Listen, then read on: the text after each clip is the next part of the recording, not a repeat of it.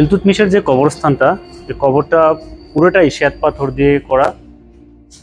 এখানে আরবি হরফে খোদাই করা যে স্ট্রাকচারটা, আমরা বাইরে যে গেটগুলোর মধ্যে যে কাজগুলো দেখিয়েছিলাম, এখানেও সেম কাজ।